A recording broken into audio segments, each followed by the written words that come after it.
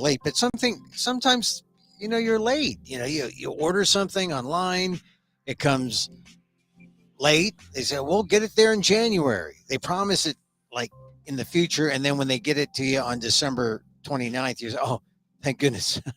It's not that late. But I mention this because I had a gift for my wife, and I ordered it too late, so it was going to come in January. So it's coming in January. It actually comes at a good time because it's now December 29th. It came. She didn't know what it was. I quickly sent her away upstairs, whatever, and I opened it up, packed it up. It's great. And then I wrapped it and I did everything. And then when she came down, I said, I had that, Sylvester the cat with, Tweety Bird in his mouth kind of thing, that kind of grin. And so I gave it to her, and then she opened it up, and it was a reminder, like when you're during Christmas Day, you got all the presents and everyone's opening up and wrapping, and it's almost like a work detail, right? Because you are so into going through all the stuff under the tree, and you got so much, and there's so much wrapping paper, and you got to keep an open trash bag to make sure that you're not inundated with stuff. It's a whole ordeal Christmas morning, right? And so when you have just one gift at a time, there's something special about that. And when it's a late gift, but it's a gift, you give it to someone, they open it up, and you start seeing the real joy in gifting. You see the real joy in gifting and also receiving, and it's in the handing, right, of the thing. Well, thinking of the thing and what you're going to do, and then wrapping it, and then maybe there's a little joy in deking them a little bit about, oh well, I don't know where it is. Oh, here it is, and then they have it and they're happy, and then they open it, and opening the gift on the receiving end's part. That is there's such a joy in that. They want to go through it real quickly, but maybe they go through it slow because it might be too small. So they got one gift, so they want to savor it. Or maybe it's a really big gift, they want to rip it apart, but then hopefully you wrapped it sort of with this kind of seal so that they had to really put some effort into it. So you're unwrapping it, and the unwrapping it is like there's joy to that.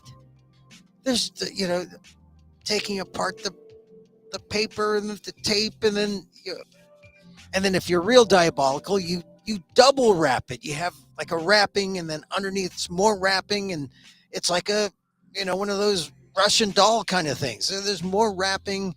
They get to the box, and the box you have to there's tape, and you got to get 5 minutes afterwards, you've gotten to the gift, and the gift was in transparent bubble wrap, so she could see what it was, but it obscures it so that you know that it's worth it. So you're going for it, and you're opening it up, and then you get the bubble wrap out, and all the tape, and there it is. It's a framed picture of us, and that. It wasn't, I was saying, what do I get? What kind of gift do I, just a picture of us, a memory, one of the best memories we've had recently. And that was the joy of gifting. I mean, you don't send this back on Boxing Day. You don't say, hey, thanks, next, open up a next gift. There was something to that. And so this post holiday, when you have a gift like that, you are just really, and one gift, and it's late, you're just reminded about the joy of gifting. And if you've forgotten somebody, there's still time to give that gift of joy. Just remember, put several layers of wrap and make the opening. And it's almost like God, if you make, I'm not talking to God there, I just said his name in vain. But if you open up a gift and it's the wrapping and the unraveling of that joy, because there's that mystery. What is it? What is in there? I think it's almost irrelevant what's in the box. I think it's almost, you just want to give a box, and maybe just an empty box. Yeah, or you maybe just want to give a meaningful box. I know you have everything, so I bought it all last month and months before, so I just gave you the gift of unraveling. I don't suppose that's going to be very popular, but that dawned on me that that is or could be a thing.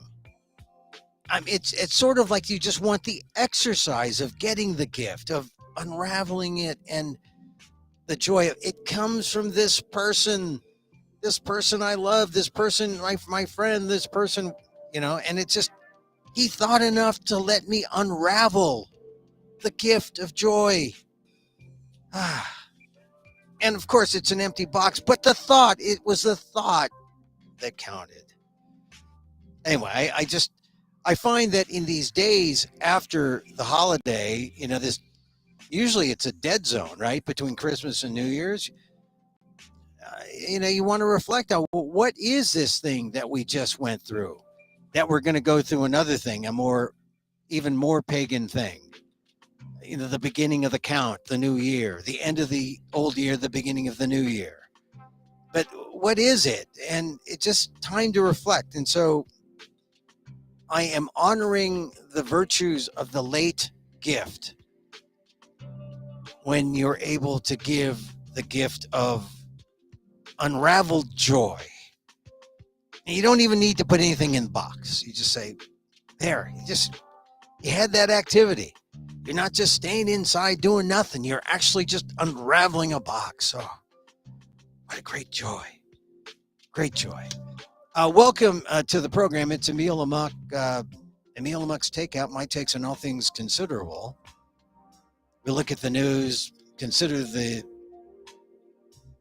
what's going on, and I come on live at 2 p.m. Pacific, right here, wherever you find us, on Twitter, if you're still there, at Emil Amok, on YouTube, at Emil Amok 1, EMIL AMOK 1 on YouTube, Facebook, fb.com/EmilGuillermo.media, or just Emil Guillermo on Facebook. You can find me a number of different ways on Facebook, because I am, admittedly, I'm old, but my Facebook usage sort of gives me away. I don't even use Instagram that much. I mean, I'm there, but I don't use Twitter. Now that's the telltale sign. That's how you know someone's old. They're not on Twitter, or they're not on TikTok.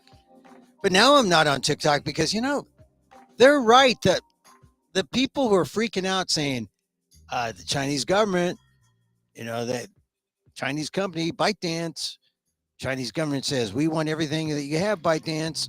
They don't back off. They can't. So in many ways, the Congress, all those governors, God, even Marco Rubio for once is smart to say, hey, beware. But, here's the thing. The House has banned TikTok from government-issued phones. The Senate hasn't. So what can I say? Divided government in action. Hey, so a bunch of news today. We're going to keep this a short show. We're just going to talk, because I love just coming on here and just relaying the things that, you might do at the top of a talk radio program. In the old days when I was doing talk radio, they call it the opening monologue, where you talk and then people go on the phones and say, I don't like it. I don't like what you said there. To create the provocateuriness of the thing. But so today, there are a couple things I want to mention, and I'm going to talk about Pele, but right at the top, I want to talk about this show that I'm preparing for, because it's going to be, if you've ever seen my theatrical, they're sort of stand-up-y. I mean, this is from a review. All right, this is from the Orlando Weekly. When I did my show, All Pucked Up, another Emil Amok monologue. The reviewer writes, stand up, monologue, rant, enjoy trying to keep pace with Guillermo's brilliant mind. Funny, poignant. This is the Orlando Weekly. And then the DC Metro Theater Art said, about me, they said, charismatic. I think that was the name of a horse. Charismatic. Guillermo's life is one worth exploring. Oh, we're going to explore your life, Emil. We're going to talk about it, or I'm going to talk about it. Anyway, that was from the various fringe shows that I've done around the country in Washington, D.C., and Baltimore, and Orlando, or the Orlando Fringe. That's a big one. I didn't get into it this year. I mean, they do it by lottery. I didn't get into it this year, but that's a good one. I did get into the New York City Fringe Festival, and that's a fun one. Number one, because it's cold. It's cold in New York in February, which means, okay, the nude scenes out. Obligatory nude scenes out. But I'll be well layered and well clothed. Frigid City Fringe. My night when I open is Thursday, February 16th at 8:10 p.m. That should be fun. I mean, February 16th. We got some time. February 18th, Saturday, 5:20 p.m. Thursday, February 23rd, 6:30 p.m. Also February 25th at 12:20 p.m. Lots of different times you can catch me. Sunday, February 26th at 7, March 3rd, Friday, 8:10 p.m. Saturday, March 4th, 10:20 p.m. Oh my goodness, you can see me 7 times at the New York City Fringe. They'll put up tickets soon. I just want you to save some time, right? If you're in the New York City metro area, the tri-state region, and maybe you're in the quad state or the quintuple state or the sex state region. But there are 6 states. You have to go up to Maine and Massachusetts. And if you're close, you can come by. And if you're not close, say you're in Hawaii or the Philippines or something, you can access the live stream. I'll put out details on that as we come closer to the 16th. But so I'm preparing this show now. It's tough because I'm in my closet, and I use this where I'm standing up in front of my computer screen. Use this partly to prepare for my New York City Frigid Fringe appearance. Title of the show: Emil Amok, Lost NPR Host Found under St. Mark's. Which, genius, Emil. You tell them where you're going to be. Under St. Mark's, the theater, New York City. Coming February 16th. So I hope you take some time and either come live as all the health requirements allow. See me live. I mean, that'd be fun.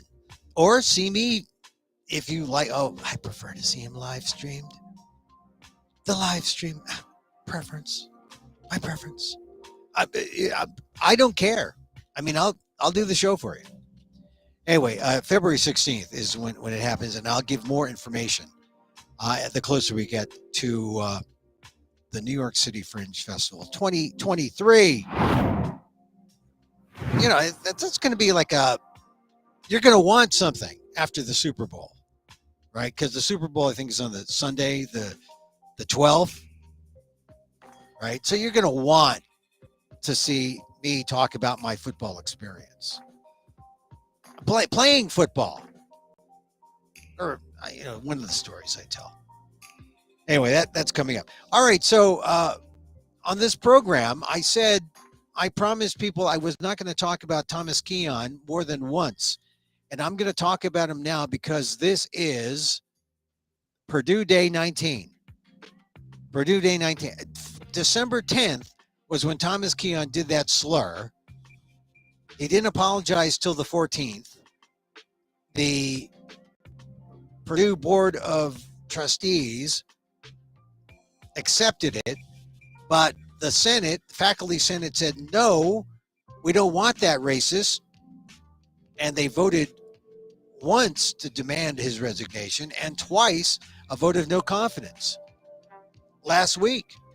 And Keon was reprimanded but not fired by the Board of Trustees.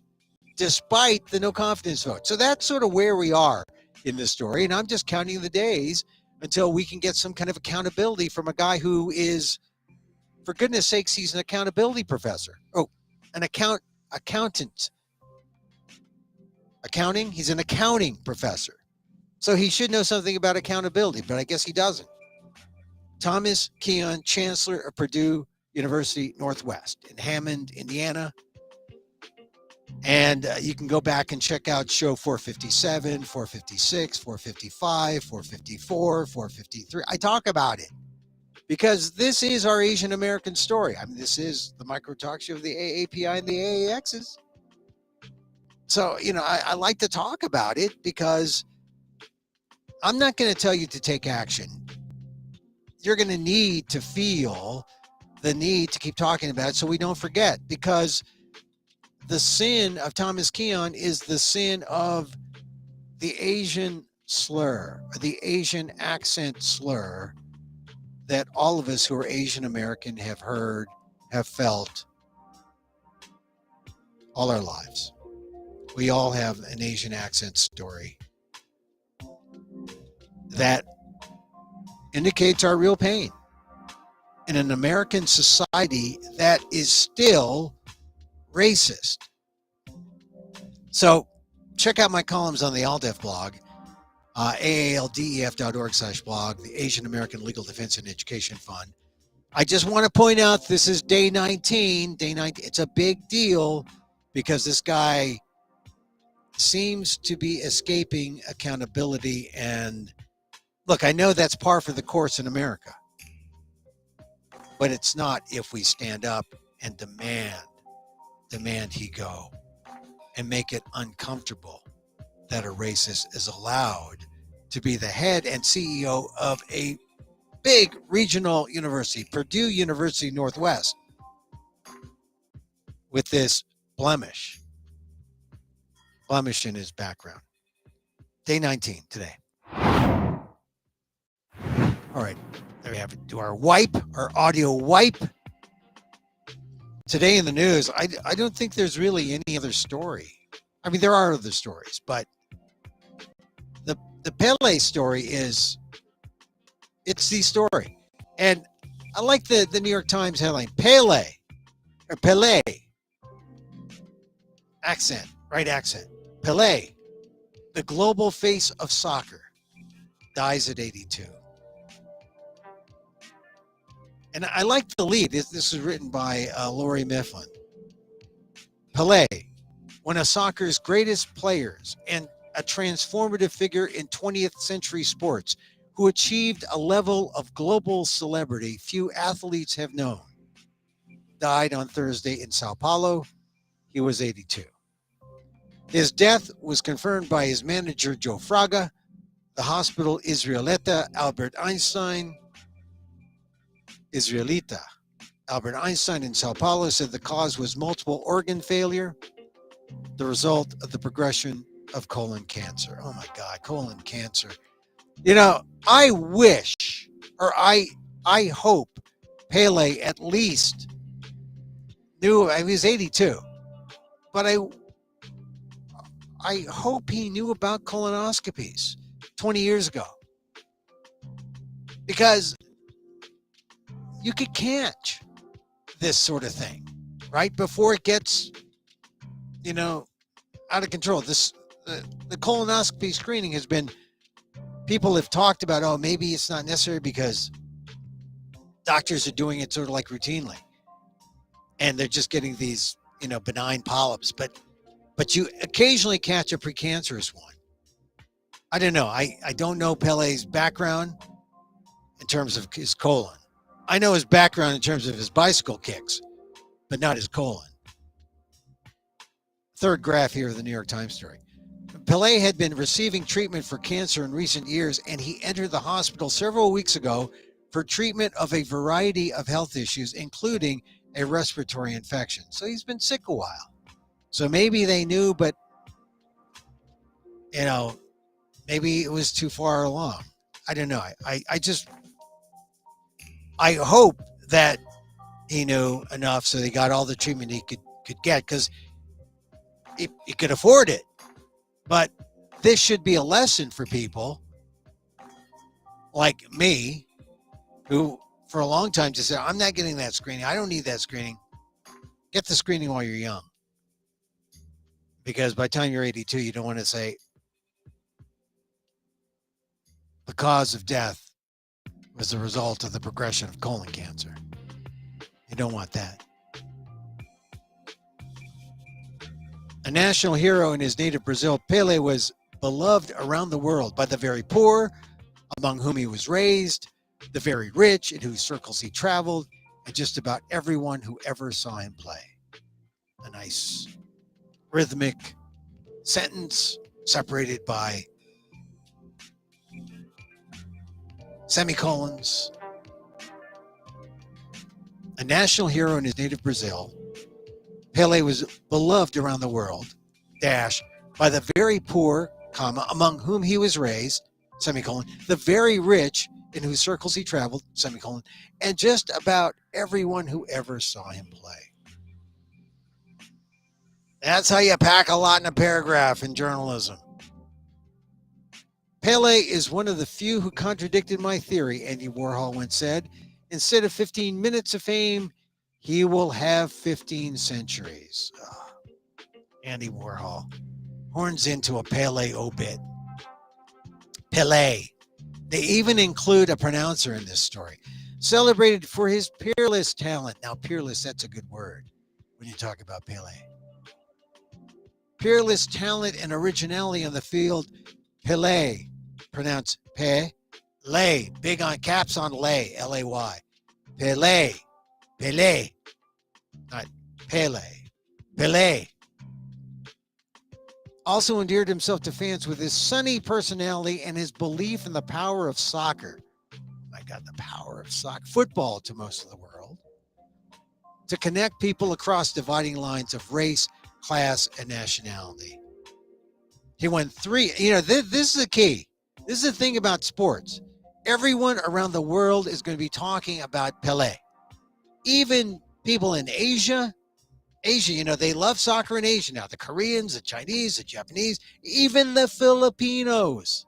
They love soccer. They're crazy about soccer. Football. Football in the Philippines. Ang football. They love it. And this one guy cuts across all those lines: race, class, nationality. So your ethnicity, your money. I mean, Pele dealt with the inner person who says, yeah, we're the same. We love football. That's the connection. And it enabled people just to put aside differences based on race, class, and nationality. If you come together and say, yeah, do that bicycle thing again, Pele. He won 3 World Cup tournaments with Brazil, 10 league titles with Santos. Remember Santos of Brazil, his club team. He also, this is the thing, the North American Soccer League, which was the predecessor to the MLS, NASL, right? Remember Kyle Rote Jr. was one of the big studs. And the big thing was they got Pele. He was the face of soccer. They brought him to New York. He played for the New York Cosmos. He came out of retirement at 34. That's what a lot of people are hoping Messi will do. Come play for the MLS. Come play in America, because once you get on this America thing, America loves soccer. Soccer blows up. It's football everywhere. It's not just football everywhere, soccer in America. It's football. And we almost have, here's the thing, that was in 77 that he joined NASL. But what's done it really for people is they inculcated the youth soccer. And believe me, Pele in 1977 coming to the NASL, the New York Cosmos, I was inculcated into soccer about, I would say, 8 years prior, when I was like in 4th, 5th grade. There are a bunch of Euro guys who love soccer. They said, we got to play soccer in America. And they did. And these are people from England and Ireland, immigrants. And then they came to where I was in the Mission District in San Francisco, and they said they've got all the immigrants together. We played soccer. And the only thing we could get were these old 8mm or 16mm films of great soccer games. And Pele, of course, was the guy back then. And we would see tapes of Pele and Liverpool and, the World Cup with Pele, and then Liverpool and Real Madrid and, all the Euro teams. And it was exciting because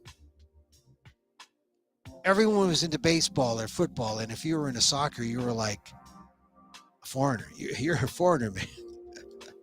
And my dad was not, I was just hooked into it because the teachers at school were, they were soccer freaks. My dad was he's into horse racing. I mean, he didn't care about soccer. Anyway, before his final game in October 1977 at Giant Stadium in East Rutherford, New Jersey, Pele took the microphone on a podium at the center of the field, his father and Muhammad Ali beside him. Imagine that. He's got his dad, he's got Muhammad Ali, and he exhorted a crowd of more than 75,000. Say with me 3 times now, he declared, for the kids, love, love, love.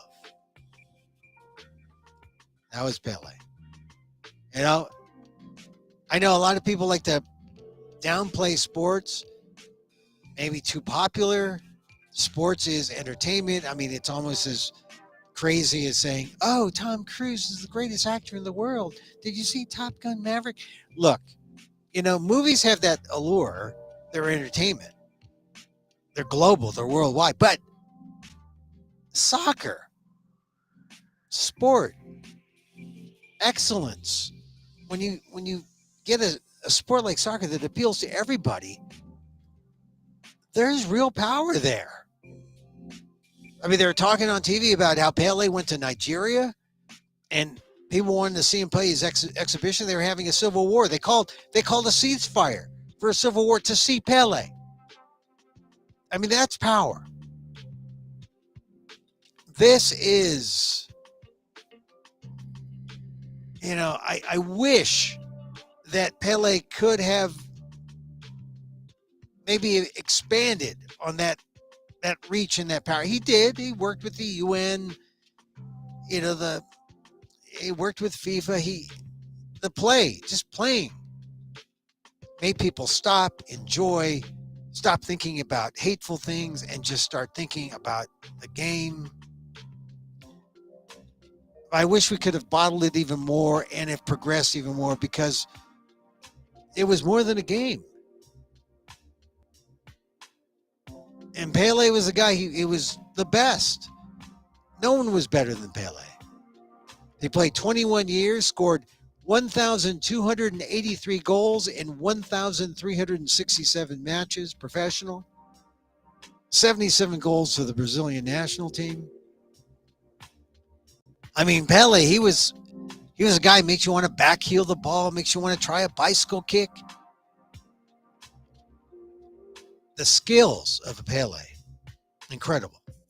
And of course, like I said, I mean, there's some kids down your block. Maybe not as good, but they got some of those skills. That's the game in soccer. So we honor Pele.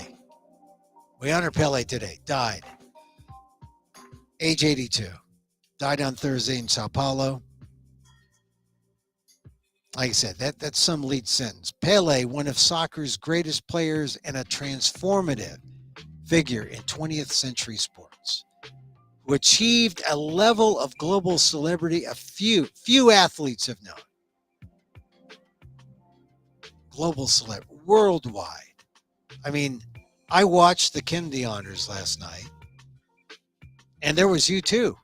Everyone knows U2. That's global celebrity. George Clooney. I guess people know George Clooney. More people know his wife, Emil. Who else was honored? Gladys Knight and the Pips led off. people know Gladys Knight and the Pips.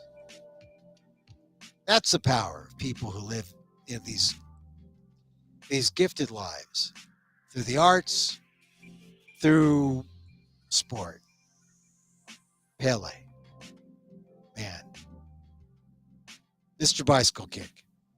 That's where he's like behind, or his back to the goal, kicks it.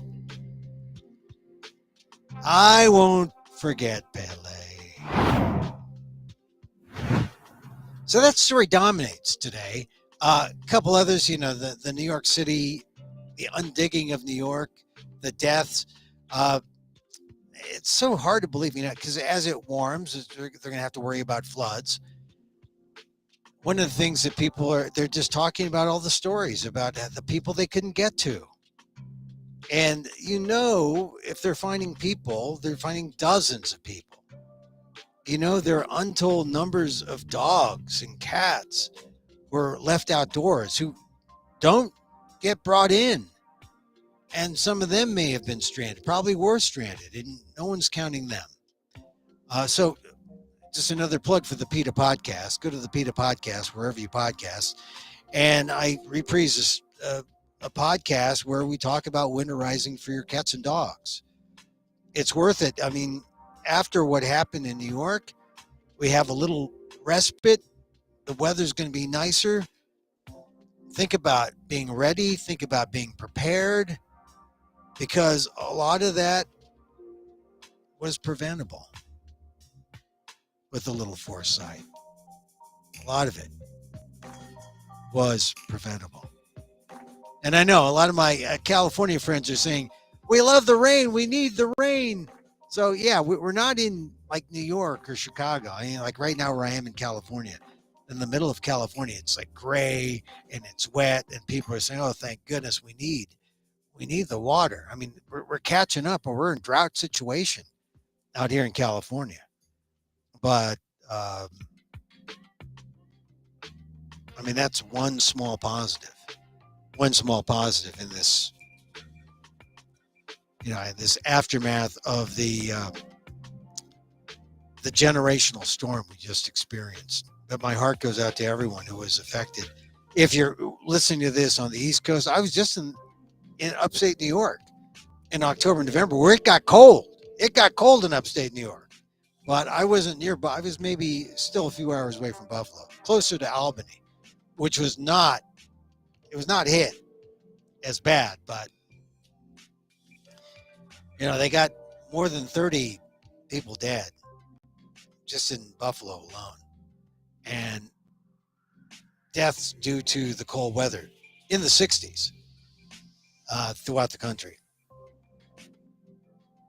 Could have been prevented with a little foresight. We have some time to prepare coming up. I want a couple more things. The other enduring story in this aftermath week, it's not the weather that made Southwest go crazy, but it's just Southwest that made Southwest go crazy. Someone's going to pay. It's going to cost millions upon millions of dollars for Southwest to make up for what happened. I know there are already stories about saying, we're still loyal to Southwest. I am not loyal to Southwest. I mean, I'm still upset that they no longer called it PSA. It used to be called PSA, Pacific Southwest Airlines. And then it got sold to some brothers out of Texas, and they made it Southwest, and they did some really interesting things to make Southwest what it was. But somehow it's corporate, right?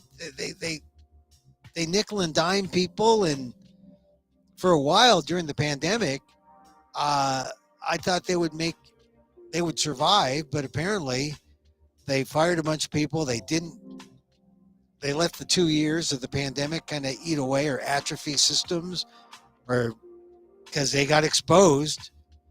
Right now, the way they do business is just wrong. Software is wrong. And I don't know if they can recover without full name change, full everything. I know I have Southwest points, and I don't know if I'm ever going to fly Southwest again. I've started up with another. I'm dating another airline. In fact, I'm going out with that airline in February when I go to New York. Because, it wasn't, I mean, 70% of the cancellations were Southwest. So if anyone had a sense that, oh, all the airlines are bad, well, no, Southwest was bad. All the airlines had some problems, but nothing like this. So, this is a perfect business case to see how Southwest digs itself out from under this. And also, let's see how tough Pete Buttigieg is, the transportation secretary, because someone's got to speak for the people. I mean, there's so many stories about people who, one story in the Bay Area about a couple who said, screw this, I'm not going to wait for Southwest to get me home to Texas. They rented a car and they're driving 27 hours to Houston. I know what that's like. I've done that trip. But Southwest had a lot of opportunities to figure out that their systems were screwed up. I mean, I've been saying it. It was in June. I flew back east. It was terrible. I know it. Your flight is delayed. Your flight is delayed. Your flight is delayed. Your flight has been canceled. I've been through that. And of course, if you get a morning flight, right, you get up at 3 to get to the airport by 6. Your flight's at 8. You're up, delayed flight. It's like 6 at night, delayed flight. The flight was delayed all the way through till it was canceled. And then what? We finally got on a plane. I don't know how they did it, but we got to our destination about a good 10 hours after the fact. I'm telling you, Southwest knows what it's doing. It's disregarding updating their systems and disregarding their customers. I don't think they deserve any loyalty. I definitely want to see Southwest pay, because the only thing that will work, if we remember back in the 80s, everyone said, deregulate the airlines. Let the airlines do their thing. Deregulate we now need to re-regulate the airlines. Re-regulation. That's the only way. And one last thing in the news that this got me today, and I thank goodness for the January 6th Select Committee. They're issuing more transcripts that show exactly how bad all the actors are. And they had some things out about Donald Trump Jr. today, his girlfriend, I guess she's not a wife yet, Kimberly Guilfoyle. Also indicators about how Mark Meadows, the chief of staff, how bad he was. Here's the thing. There's so much that's been released. A set of transcripts just now, or just within the last 24 hours. They had some on Tuesday. I don't know if I'm going to read it all. I probably am not. You know why? Because I'm already convinced. I'm already convinced of the guilt of the key players. And I will rely on the Justice Department and on, the DAs and the various, areas. We got Fannie Willis in Fulton County. We got someone looking into it down in Florida, the Mar-a-Lago case. I'm going to let them handle it. They have my green light. It's not out of laziness, but it's just that, look, I'm already convinced. I know this isn't going to convince other people, but if you're like me, I'm already convinced that the January 6th committee had a ton of evidence and the backup and all that. All I have to say is The January 6th committee had me at hello. They had me at get me 11,780 votes. One more than the 11,789. That's Donald Trump to Brad Raffensperger. They had me. I mean, I believe them. But here's the sad thing. The sad thing is, no matter how much is put out there, the mountains of evidence, the mountains of transcripts, there will still be election deniers. There will still be people wanting leniency for January 6th insurrectionists. I mean, yesterday we had another person in the Gretchen Whitmer kidnapping plot was sentenced something like 19, 20 years. This is rule of law in action. We need to see more of that tough justice to show people that this is our country. You don't mess with our country. You don't mess with the freedom of our officials. I mean, you can't mess with them by voting them out, but not taking their lives, not killing them. I mean, we got to throw the book at all these Proud Boys and, you know, the Whitmer kidnapping folks, because we got to show people that our democracy works, that there is a sense of justice, that it will prevail. So, just thought I'd tell you that there's some more transcripts they want us to read. You should read them. You should read them. But as I said, they had me at, when Trump said, get me 11,780 votes. They had me. All right, that's my reaction to the news today. Back again tomorrow. Hey, Emil here. Thanks for joining me. Really, thanks. Thank you. Thank you for being here. We're here Monday through Friday, 2 p.m. Pacific. We just look over the news, see what's going on, and we talk about it. You know, as a former journalism prof, I like to look at the lead stories and newspapers, knowing that no one reads newspapers anymore. I know where you're getting your news. TikTok, that's another reason why you got to worry about TikTok. Not just that the Chinese are going to get your information, but the Chinese have access to your main computer, the one between your ears. And who knows what the algorithm will send you. We'll send you like, I love to watch Netflix. You pick one Indian show and the algorithm sends you all the Indian shows. I'm just Bollywood up to my ears now. I love Indian culture, but I watched one Indian comedian. They said, "Oh, you'll like all these Indian comedians." Anyway, the algorithm. That's why TikTok is dangerous, because they'll keep showing you stuff, showing how great the Chinese are, and then you're gonna say, "Oh, the Chinese are great." And the troubling thing is, most people are getting their news from TikTok. They're not getting their news from the New York Times. They're getting it from TikTok. Anyway, we're here Monday through Friday, 2 p.m. Pacific Live. On Twitter at Emil Amok. We're also on YouTube at Emil Amok1. Facebook, facebook.com/EmilGalero.media. And I put up the replays on amok.com, my website. amok.com. Yeah. Now, regular listeners also know that I do a little meditation. And I do. And this is part of the loving kindness meditation. Loving kindness. Forgiveness could be.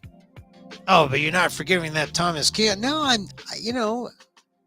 I'm understanding Thomas Kean. I'm more nuanced. I don't like blanket forgive him and forget, but I do think we need a certain amount of justice in the Thomas Kean case.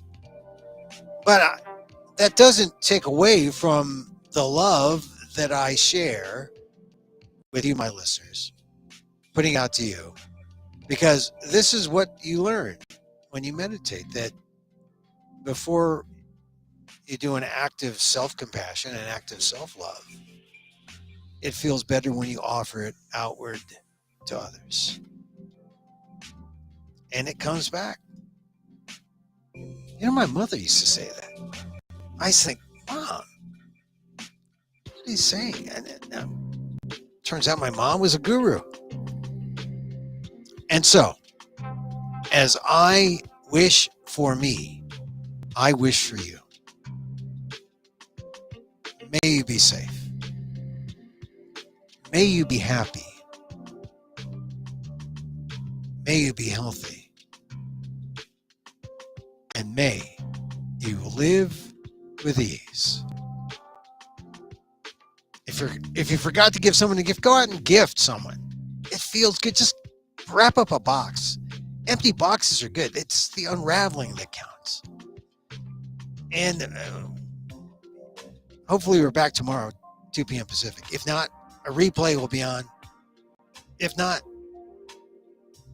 I'll be here personally to say Happy New Year. 2023. It's going to be a good year. So, till next time. Emil Guillermo here. Mahal